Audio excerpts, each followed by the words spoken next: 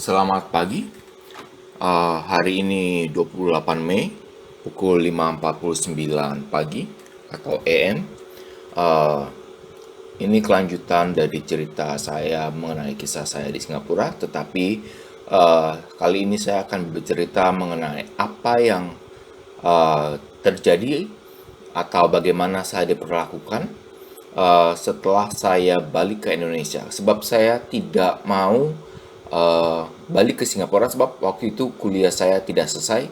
Saya fail di satu subjek dan saya tidak mau kembali karena jika saya kembali menurut saya akan dibunuh dan akan dibilang bunuh diri gitu. Saya akan dibunuh karena mereka sudah berusaha membunuh saya tetapi gagal di tahun 2002 kan.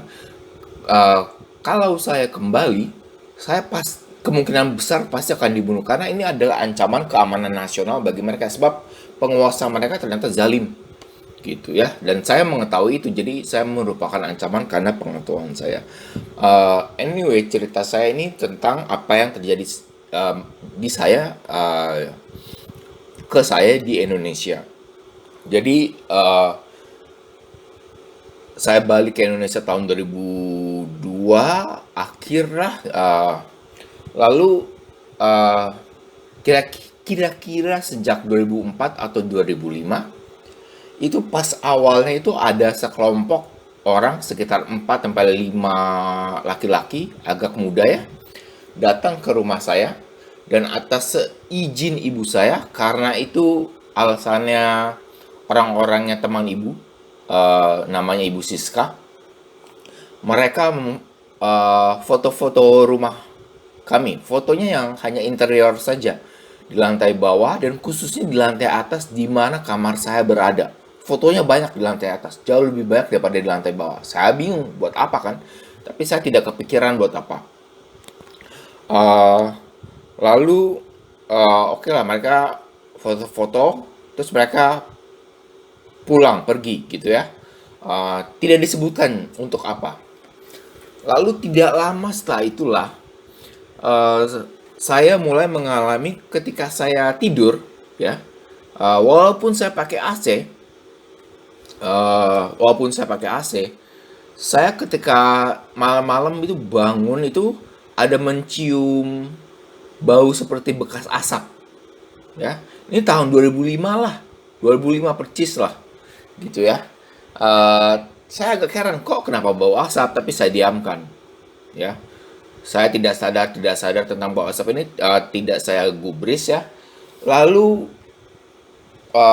2020 waktu pandemi ya, kira-kira 3-4 minggu setelah pandemi, sejak setelah awal pandemi, jadi sekitar bulan April awal 2020, rumah kami itu diterjang asap parah ketika malam. Jadi saya ketika terbangun malam mungkin jam 3 jam 2 pagi ya, itu seluruh rumah kami itu bau asap banget. Tidak ada yang koslet. Jadi seperti diasapi parah sekali. Lalu uh, ketika hujan, walaupun hujannya deras, rumah kami akan mulai bau asap sekali. Baunya bau sekali. Jadi ada orang yang bakar sampah atau bakar daun ya ketika hujan gitu ya. Lalu saya mulai ambil precaution ya. Jadi saya beli alat, saya riset-riset ternyata polusi udara itu bisa diukur melalui PM2.5 ya, PM2.5 itu particulate matter 2,5 micron yang kecil. Lalu saya beli alat untuk mengukur dan ketika awal-awal saya mengukur ternyata daerah kami Kayu Putih ya itu polusi udaranya itu termasuk yang tertinggi di Jakarta. Aneh tuh, sering. Lalu rumah kami itu 200% lebih tinggi dari polusi lingkungan rumah kami. Rumah kami doang sendiri. Nah, aneh tuh. Nah, itu berlangsung lama tuh. Setelah saya ukur berlangsung lama sekitar setahun lebih tetap begitu. Lalu sejak saya mulai ketika saya foto ambil bukti, saya mulai masukkan timestamp. Jadi di foto saya itu ada tanggal, ada jam, Itu dari 200% rumah kami tinggi sendiri 200% dari lingkungan rumah, dari ambient pollution lingkungan rumah kami itu jadi 30% lebih tinggi. Sekarang akhir-akhir ini sudah normal. Tetapi masalah asapnya itu eh, ti- tidak hilang, berganti. Jadi rumah sebelah kanan kami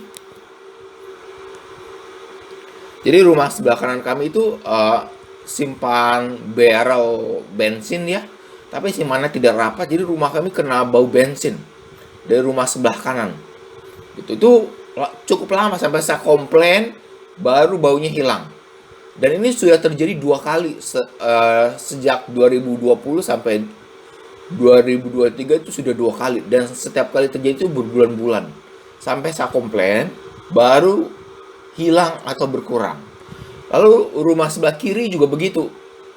Jadi kacungnya ada 2 motor. Dari motor itu mereka entah kenapa ganti motor yang lebih butut. Motornya itu bau bensin. Baunya itu sampai ke rumah. Ini sudah tidak normal. Pemilik rumah sebelah kanan dan pemilik rumah sebelah kiri itu sama. Ya, jadi pemiliknya sama.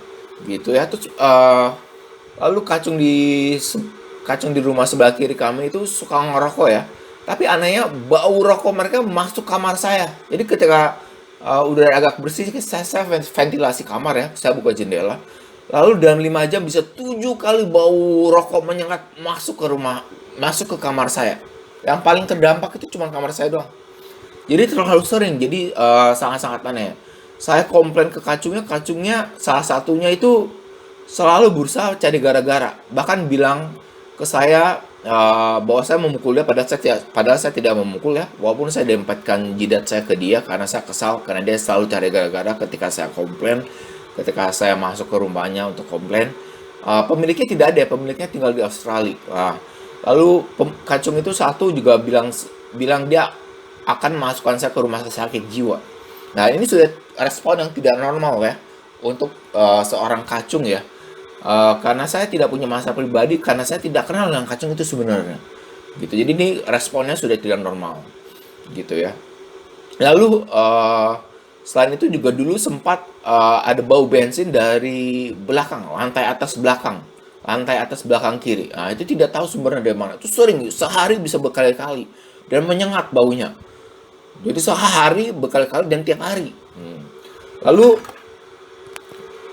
selain itu juga ada bau asap rokok ya dari sebelah kiri atas. Kalau nggak bau asap bakaran sampah dari sebelah kiri atas. Itu sumbernya macam-macam.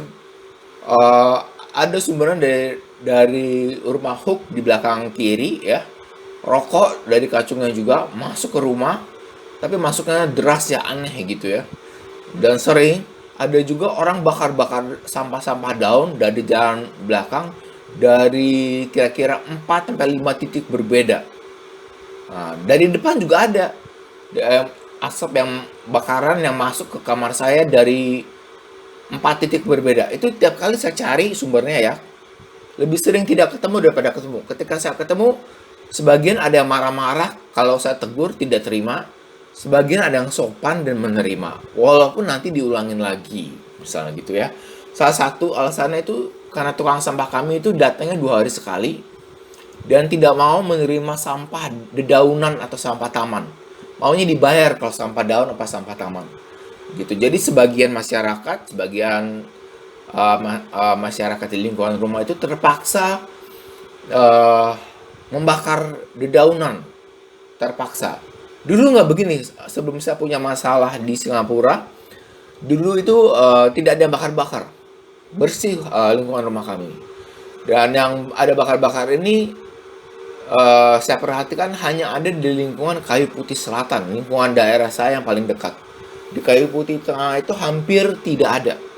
Hampir tidak ada. Sama bertahun-tahun itu saya selalu jogging ya. Lewat Kayu Putih Tengah itu tidak ada yang bakar sampah. Sampai setahun belakangan ini mulai ada. Tapi masih jarang. Tapi mulai ada. Begitu ya. Jadi menurut saya sih ini deliberate action ya. Deliberate and mostly covert action untuk meracuni khususnya saya dengan partikel berbahaya dan gas berbahaya dari bensin dan dari asap begitu. Tapi mereka mulai ceroboh, mulai sangat berani atau desperate untuk matiin saya di usia yang cukup muda. Jadi mereka go overboard. Jadi mereka berlebihan sehingga menimbulkan reaksi yang keras dan berlebihan juga dari saya. Karena itu tidak menyenangkan sama sekali. Itu sebenarnya bikin stres ya kalau Anda cium bau asap terlalu sering dalam sehari itu bikin stres gitu. Karena asap itu sebenarnya itu localized. Jadi kalau Anda cium asap, pembakarannya itu jaraknya cukup dekat atau cukup jauh tapi sangat-sangat apinya itu sangat besar, yang dibakar itu sangat banyak. Itu juga bisa gitu. Tetapi karena kami tidak melihat api atau asap yang besar ya itu artinya cukup dekat. Bisa tetangga sebelah atau maksimal jaraknya 100 meter lah begitu. Karena itu terbawa angin ke atas, jadi maksimal 100 meter sebenarnya. Jadi sangat-sangat dekat gitu. Jadi menurut saya ini usaha yang disengaja untuk meracuni kami. Dan asalnya itu dari Singapura sebenarnya. Karena uh, begitu, walaupun pelakunya itu orang Indonesia dan pernah itu orang-orang yang tidak dikenal bukan dari lingkungan itu bakar-bakar kayu ya di bagian timur lingkungan rumah kami cukup jauh. Itu waktu siang dan waktu malam. Itu sempat ditegur ya sama orang-orang di timur kayu putih. Walaupun mereka lingkungan agak kumuh ya di sebelah timur, mereka sempat tegur orang-orang tak dikenal ini. Lalu mereka ganti strategi. Mereka bakarnya ketika semua orang sudah tidur, jadi tidak bisa ditegur. Dan itu terbawa angin ke perumahan kami. Sempat juga saya lihat orang naik motor tidak dikenal ya, bakar di daunan tepat di jalan belakang rumah gitu di beberapa titik. Jadi kena asapnya ke rumah kami. Jadi bukan orang lingkungan.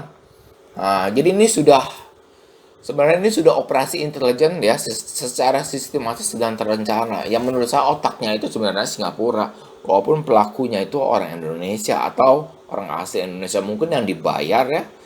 Itu. Lalu ada lagi satu poin menarik ya yang agak aneh bahwa di titik Kayu Putih Selatan dekat rumah saya itu tempat usaha jualan tanaman hias ya. Itu ada titik yang diberi nama di Google Map itu Lee Kuan Yew. Aneh tuh. Itu satu-satunya titik yang diberi nama Lee Kuan Yew. Titik-titik lain itu tokoh-tokoh nama-nama tokoh normal. Itu titik yang satu titik dekat rumah saya itu jual tanaman hias itu disebut titiknya Lee Kuan Yew. Ya bisa saja kebetulan, cuman ya aneh lah begitu. Itu saja. Sekian cerita saya untuk saat ini. Terima kasih sudah mendengarkan.